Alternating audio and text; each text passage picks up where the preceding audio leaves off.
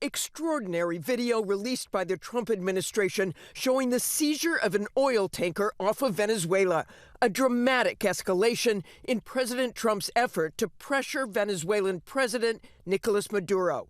Watch as U.S. Navy helicopters swarmed the tanker, one hovering over the ship as a team of heavily armed Coast Guard forces rappelled down to the deck.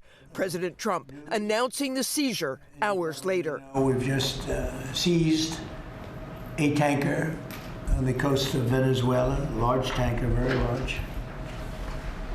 Largest one ever seized, actually.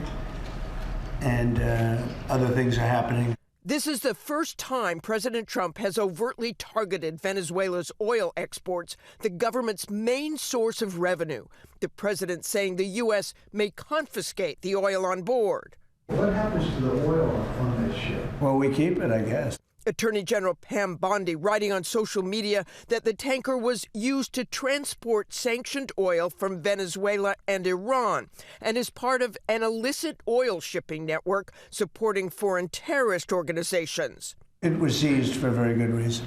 Sources telling ABC News the tanker called the Skipper was heading for Cuba. It was previously sanctioned under a different name back in 2022, and satellite images show the tanker loading crude oil at Venezuela's Jose oil terminal just last month. The seizure of the tanker comes as the U.S. military has conducted 22 strikes on alleged drug boats that have left nearly 90 people dead. No evidence of drug smuggling has been made public.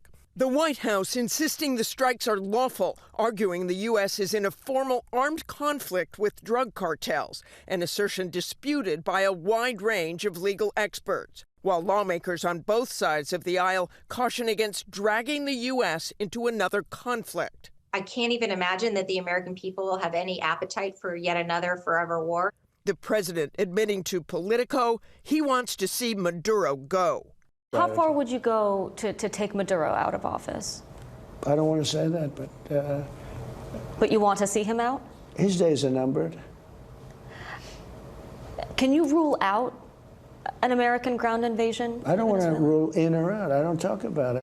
And President Trump is already threatening others, warning the president of Colombia to wise up or he might be next.